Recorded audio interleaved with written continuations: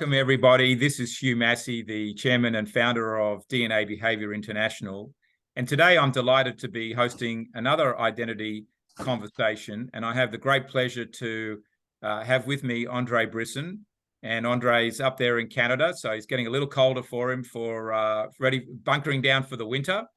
And André is the impulsive thinker and runs a podcast around that. I had the great fortune to be on it a few weeks ago, and it was a tremendous conversation about identity and knowing yourself and the power of it, and all the dimensions of human behavior that one needs to know as a CEO in running your company. And also he has a company, Tactical Breakthroughs, where he does a lot of work in coaching people, helping them get out of their own way, solving complex problems. So welcome, André. Thank you, Hugh. It's nice to be here. Yeah, so André, why don't you just tell us a little bit about your life and career background and how you got to become an engineer and, some of the things that you've done, and, we'll go from there. Well, for me, I'm a recovered engineer, as I like to call myself. I was raised that I was going to be an engineer, and that's what I did. I got into a small company where we just dealt with a lot of unique things with various equipment. Basically, we did a lot of repairs we were told we could never be done, and just kept the ball rolling. I became a partner there, found out that they didn't want to grow. They were happy where they were. So I created my first engineering company called Jade Engineers, which is an acronym for Just Another Damn Engineer. And there was just, basically I was told I can't build an engineering company based on niche markets. That requires unique learning, and it's not from a book. So I said, okay, I'm going to do that and prove to you, and did. Unfortunately, undiagnosed ADHD made me lose that company with a bad partnership that I knew was bad, and then restructured Objective Engineering, where we engineer simplicity objectively with some of my old teammates, and started that. And then with that, with my severe ADHD diagnosis and mild autism, about 6-7 years back, I decided to create Tactical Breakthroughs. And, I'm the impulsive thinker. It's kind of like what I've been known for. And I'm out here to help people understand themselves better and get to true understanding and validation, and get a vocabulary of themselves to be able to communicate their differences and uniqueness. Because it's something I've been looking at for the last 25 years about myself. So it's not just a recent thing I've been looking into. Is for a while I was trying to find these strengths of mine, quote unquote, but I was actually finding out what was not normal and trying to fix my non-uniqueness. But now that I understand what I know now, I want everyone to have the right uniqueness, the right vocabulary, so they can communicate it, because the world's just not there accepting differences.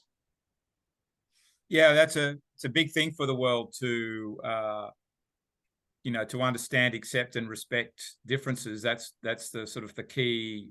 Or value them. I think people respect them, but they don't value them. And that's what I want people to understand. Let's value our differences, and then we'll all get along. Yeah, and certainly teams need differences just to be interacting with people, just to understand more about who they are, and accept, okay, that's the way they live because that's who they are. Mm-hmm. That's great. Let them celebrate it and celebrate it yourself. And I suppose it's a difficult thing coming from the engineering background that's so structured. I've often said to people, because I was an accountant originally, I'm a reformed accountant, and you use the term that you're a recovered engineer. Yeah, very traditionalist professions, right? Like my accounting buddy actually told me this joke in the sense of an accountant, but it's applicable to engineer, if not most professions, is why did the engineer cross the road there? It's because that's what they did last year. Yeah, and that would be that would be, I think, the same for a lot of accountants. Yeah, and that's what I throw a lot of people off, is just because all problems are similar but not the same, and I always had a different attack to it because the real cause of the problem was never the same. Maybe the symptoms, the outlooking, result is the same, but really the stuff that happens at the core of the problem was always unique and different. And that's all what I went to. And I think that was really sort of going to play into my question in the sense, though, that engineers are needed to solve, like architects and like accountants are needed to solve problems. Mm-hmm. And it does need creativity to do that. Depending on what type of problem, if it's the standard problem it's repeatable, well, it depends on your definition of creativity. I know a lot of engineers are creative by repeating the same solutions over and over. I think there's a creativity to that. But a lot of what I do is the creativity part is it's very unique and different every time. Yeah.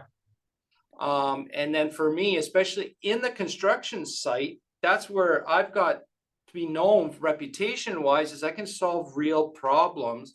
And a lot of the conceptual engineers, design engineers have that challenge. I'm not saying they're incompetent or don't know what they're doing. Is on paper, they're really good at designing. I don't like designing because it's repetitive, but they're great at that. But if something's not fitting on site, I can go in there within half an hour, work with the trades and everyone involved and come up with a solution and make it work on paper. While a lot of the conceptual engineers, they have a challenge working with the real versus the conceptual. Just like a lot of the trades can't work conceptually, but they're really good with their hands and the real solutions. Yeah, I think I can see that designing is a process, but it's a question of somebody's actually got to see the real problem or come up with a unique solution first before it starts to get designed into a process. And that's really where it would seem your unique edge is. Because there's something else you also talk about as well as making, simplifying problems and simplifying complexity. Yeah. And in the engineering world, they really like to make things complex for no reason, in my opinion. Yeah. So simplifying complex problems really throws off a lot of engineers because a lot of times I think it's just the industry and the way I think society rose them up. Like to be an engineer always has to be a complex problem. But for me, it always comes down to a simple problem and it can't be done. And that's usually that's been my biggest arguments with other engineers. It says it can't be that simple. And usually I say, yeah, I can be because I just did it. It is a simple problem and let's fix this. I found most of the time these things sit under your nose. Yeah. But people aren't looking there or choose not to look there. Well, I think there's two things to that. Either they choose not to look. No, I think that's an ego problem and arrogance. But I think a lot of times too, they don't see it. I think because it's just in their wiring. Because a lot of times I can go in a project or a scenario where they've been looking at a problem for months or weeks, and I show up 5 minutes later, boom, boom, boom, it's here and here. Right? That's clear to me, but to a lot of other people, it's just not. So I think there's a bit of difference on how I guess they solve problems or they see problems, or sometimes when you're staring at a problem for so long, your brain plays tricks on you. But how much do you think it's also your uniqueness as a human?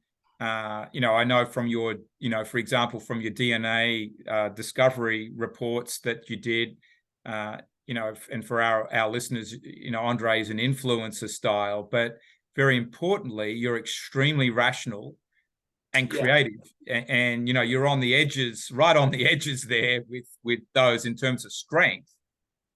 And so how much do you think it's just your innate wiring and that unique gift that you've got inside you that enables you to do this and communicate it? It's completely my innate ability. I don't even know how I can process the information. Usually I end up finding the solution and then work it out later, but it's almost like a gut instinct or an intuition. Yeah.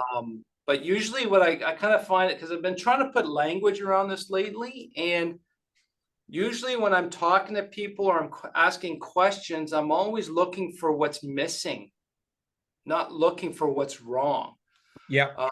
I remember a hunter used to tell me, he told me this once. He goes, when I go hunting, I don't look for a moose. I look for a stump with ears, or I look for different things that don't belong. And ever since then, I started looking for what doesn't belong. I was starting to pick up animals in the bush, right? And I think I always did that with my engineering problem solving. I just always look for something that doesn't belong and look more into that, and seem to work out very well. And in a way, it's a different approach to pattern recognition in some ways. Yeah, I'm looking for missing patterns. Yeah. Yeah. It's interesting because I've just myself been doing this focused thinking coaching and training to help me, zero in on things. I'm pretty good at it, but in a way, a lot of it involves pattern recognition or looking for what's odd sitting there. Because sometimes I think the other part of it is people might see the odd thing sitting there, they don't want to confront it. Yes.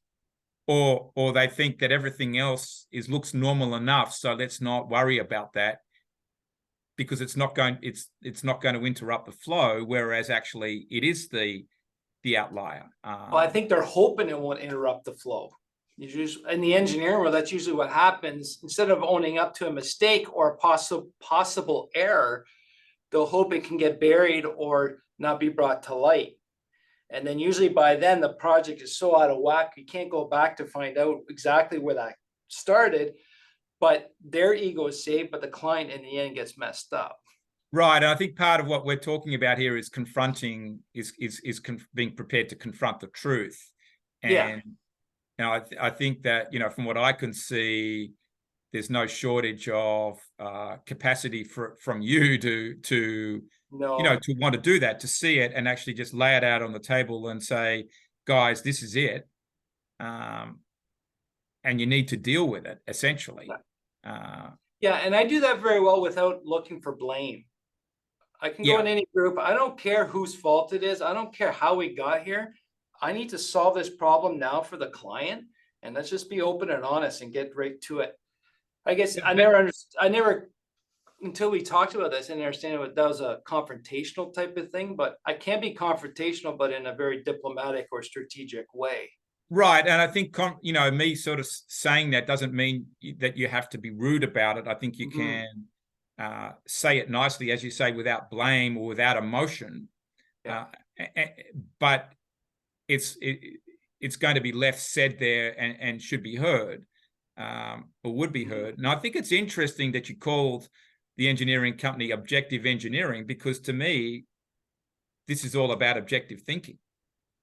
Well, it's also an oxymoron, just like I'm in an entrepreneurial engineering firm, which is also another oxymoron.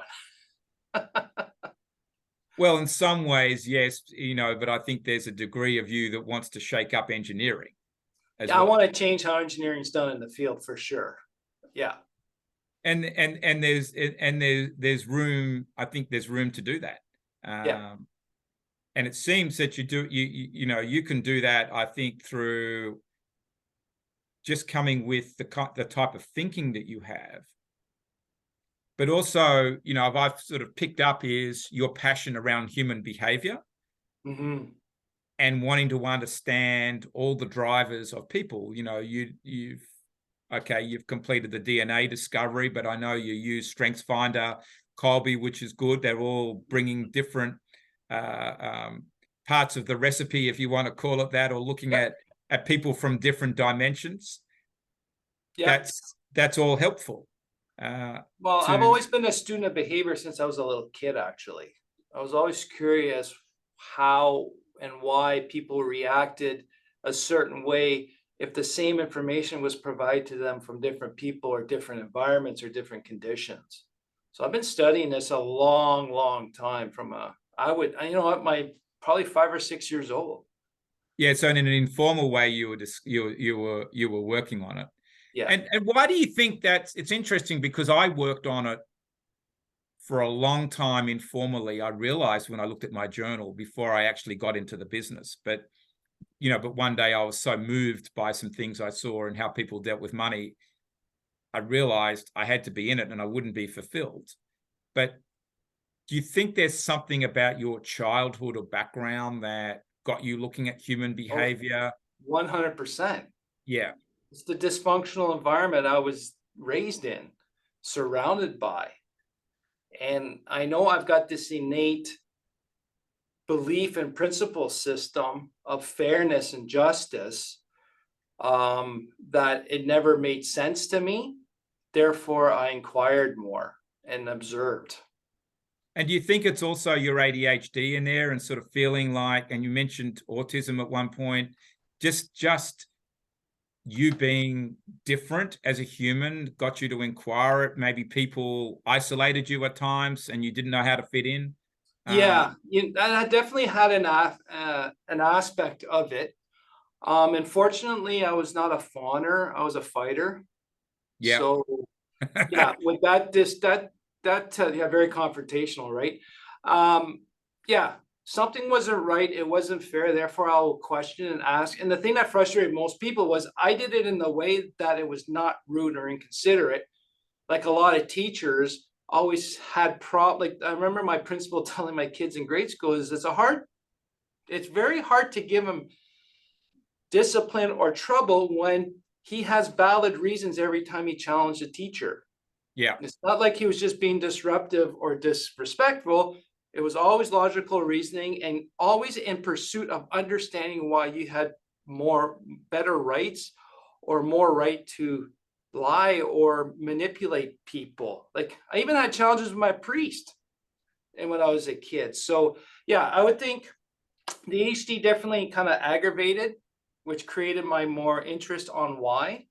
But also wasn't just me, it was the whole family unit that was dysfunctional. And Yeah. then my autism side, I was just told by someone, which makes a lot of sense to me, that's one of my abilities to be able to pull out the emotions out and be completely rational, which is also misleading to people. It's not that I don't care. I don't have any feelings about it. It's just I can pull that out and get to a rational decision because this is rationally, logically is what we should do. And just because I'm not showing, sugarcoating or, giving a 2-hour speech about why we should look at this differently, it's just boom, here we go, boom, boom, boom, no emotion. Or if I recognize the emotion in it, I can pull it out.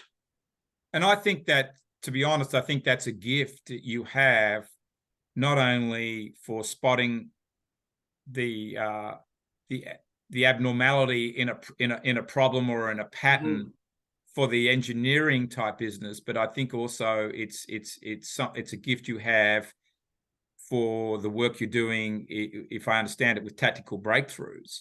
Yeah. To help somebody else see what the real problem is that they're dealing with, and get them to to confront it. Right. Yeah, you're right. I do that. I get people to confront the actual challenge and to work through it. If they don't want to, then I'm sorry, I'm not the person for it. Yeah, so I think that this is sort of, there's some interesting dimensions there, because I suppose the one I want to bring up is you use the term impulsive thinker, but are you really the impulsive thinker? Oh, interesting. What do you mean by that? Well, it seems to me that you're able to, intuitively, instinctively spot problems, come up with a solution, and in that sense, creativity. You've got a lot of creativity, but do you just go and? But is that impulsive? Do you go and do off the map things at a drop of a hat with that? Is that what makes you impulsive? Are you doing daredevil things out there that just Well, completely it depends. unexplained? Well, it depends on who you talk to, but yeah, in the engineering world, definitely I'm doing cliff jumping stuff. But actually, the term impulsive thinker, I've always been very thoughtful. I always thought about my thinking. I was also always reflective. But when I do that in my head, nothing makes sense. So when I talk to people or I talk out loud, then all these things connect impulsively. And people are actually saying, like, so as I'm talking to clients, I'm talking to people and I'm just hearing what they're saying. Then all of a sudden, boom, boom, boom, and then something will shoot out of my mouth. I didn't put any thinking into it. It's an impulsive reaction that connects everyone's dots. So that's what the impulsive thinker is about. If I can talk my way, if I can have me talk it out or listen to people, impulsively everything makes connections based on my thinking. So that's why I always need someone else with me to get the impulsive thinking happening. It's interesting, in what I see is, and this is just my behavioral lens, is that you're what I would call an auditory learner, Yeah. and you learn from conversations, and and I know that because my own journey with human behavior as an entrepreneur, solving problems. Mm-hmm. That's how I learn. I've realized I learn from discussions. I like to read something, then I have a conversation that connects all the dots. Usually a problem gets solved for somebody in the middle of it. I don't know where it's coming from. Right. Yes, there's my instincts, there's my experiences are all just suddenly it flies out of my mouth, but somehow I've left something impactful for the person behind. Right. That didn't come from research, but it's usually a discussion. Right. Yep. Triggers everything. The fact I'm doing human behavior as my career and my life now came from a discussion. Mm-hmm.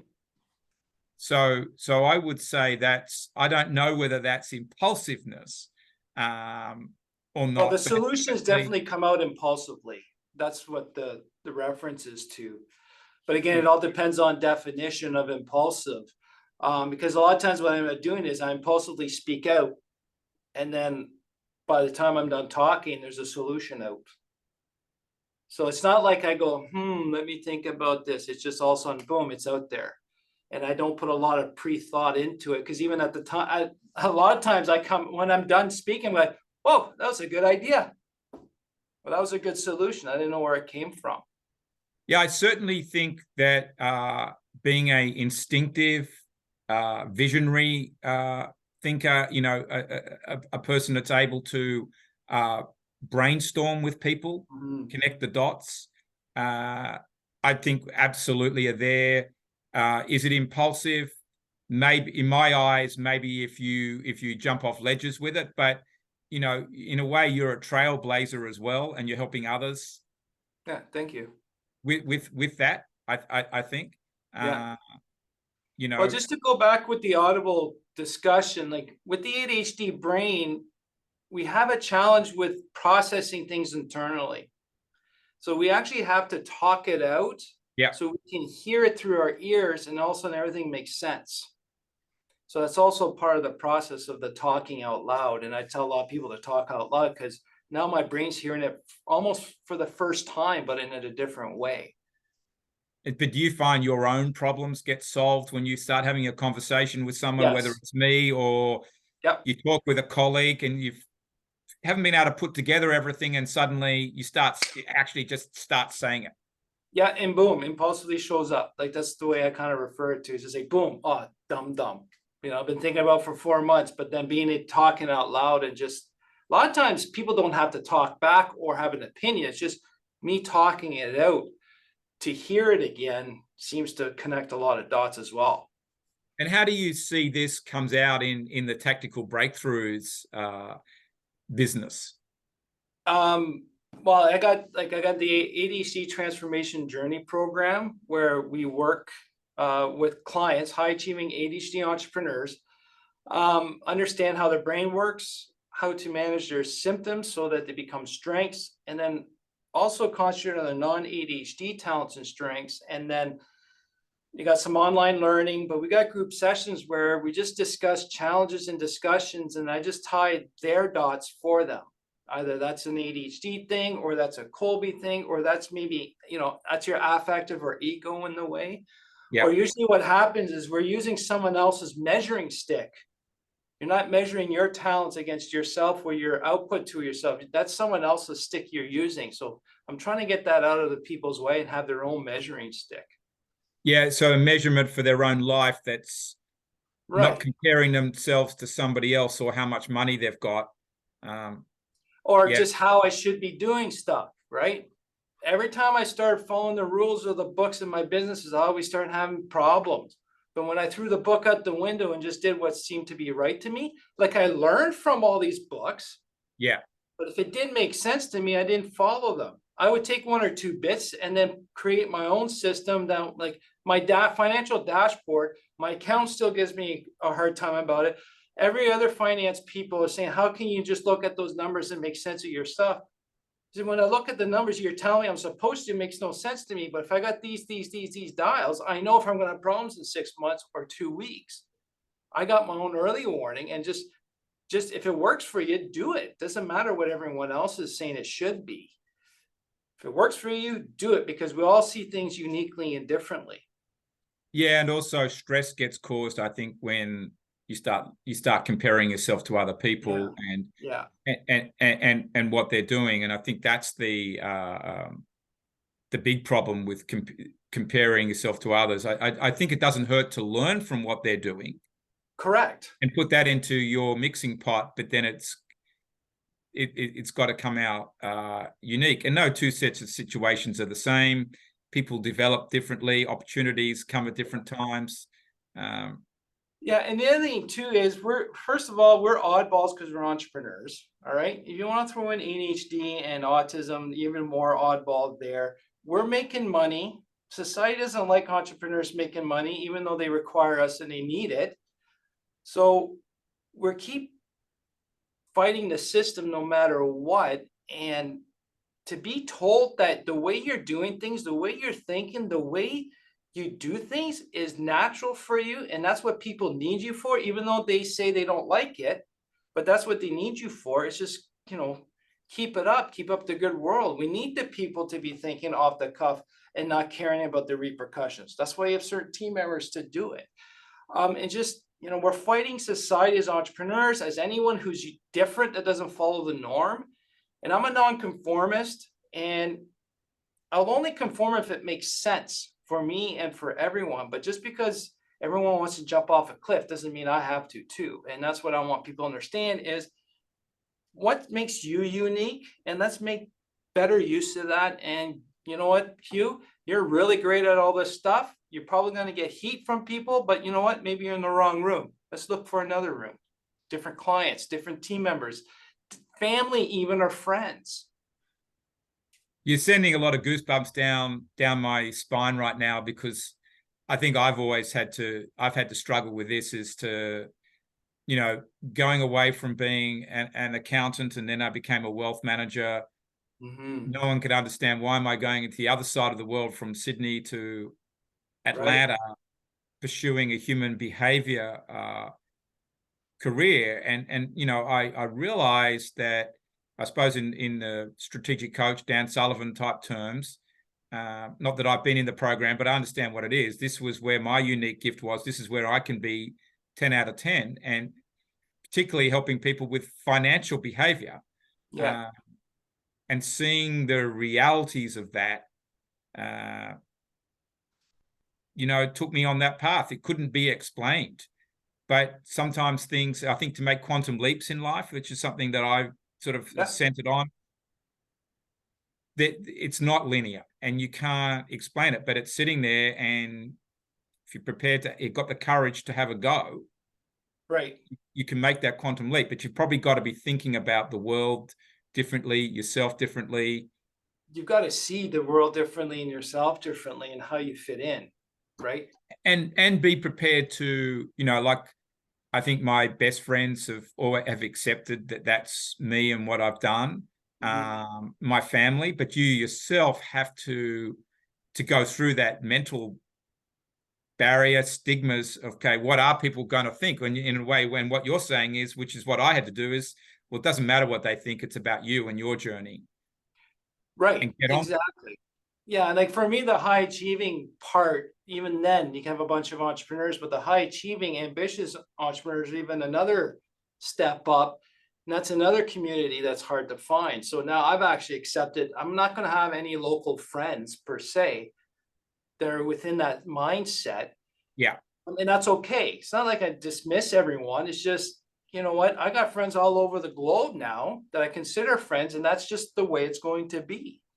And, it's like you said, like your financial DNA, I think if I recall, this is how it works, but you can actually trace it back to past stories, self-limiting beliefs. It all comes from the past. Yes. And that's what I'm really learning is with these tools and the way I've seen and perceived things and simplify stuff is just, this is all old stuff.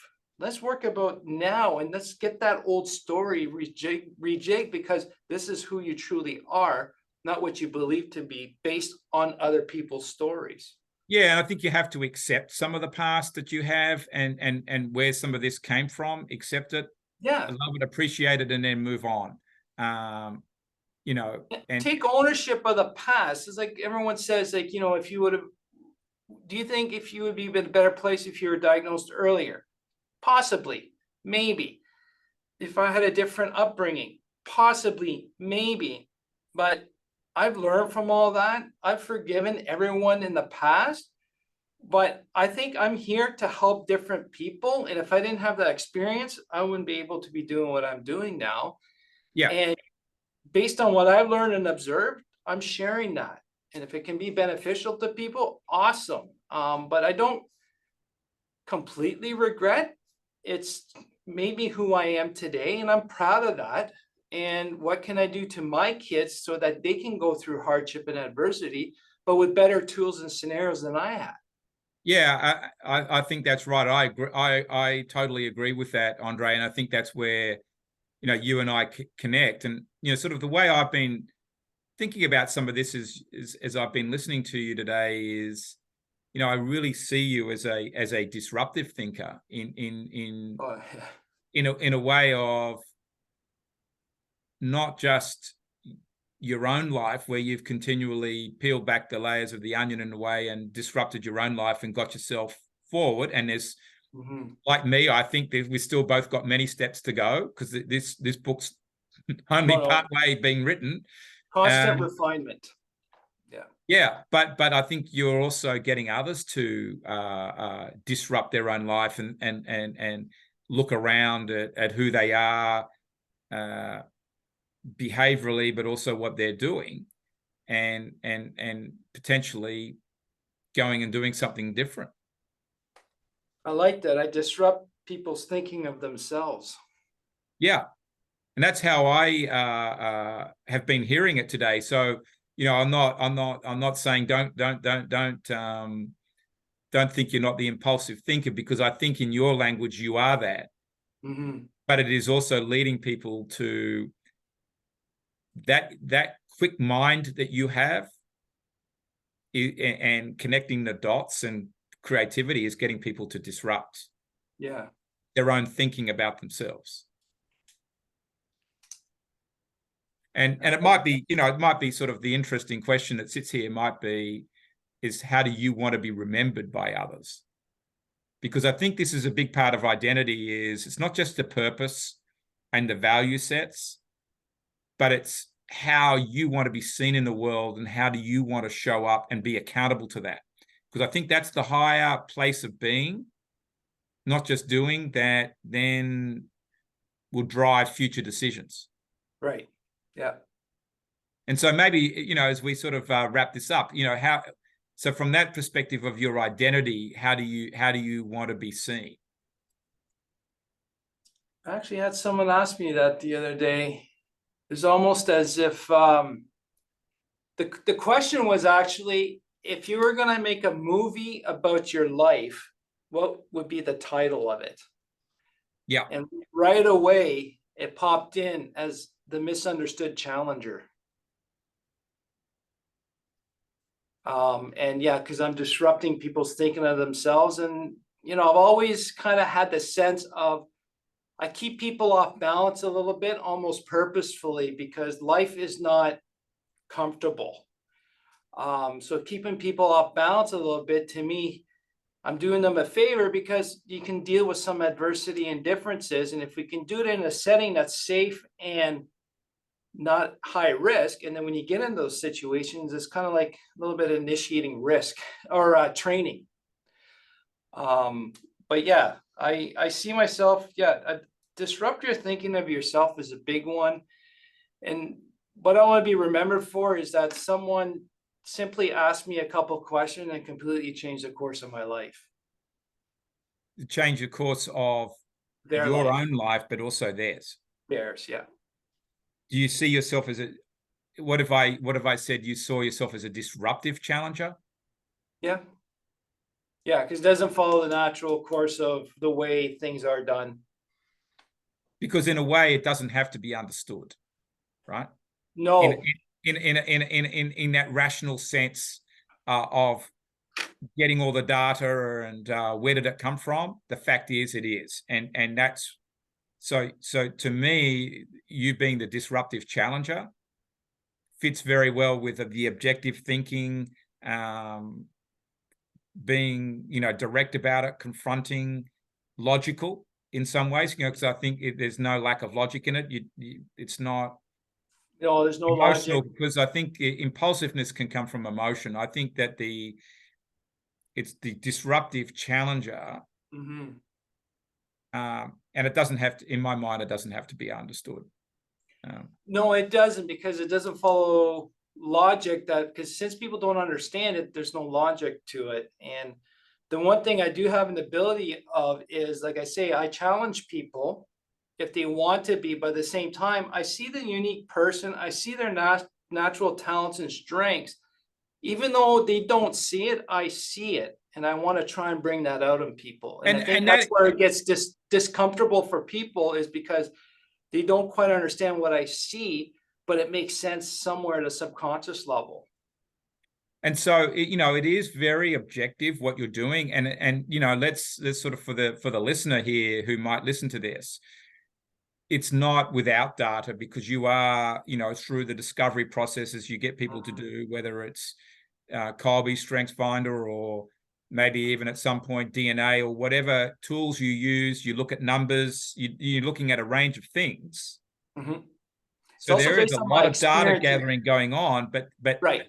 how you've got to the conclusion, That's that's all based on you, experience and observation for over a long period of time and and that's what testing. makes you an expert, right? Yeah. And of course, that's where the tactical breakthrough ultimately comes, because you can help somebody turn it into tactics. But Mhm. the key thing is the disruptive, challenging, for of the person's being, what they're doing. Yeah.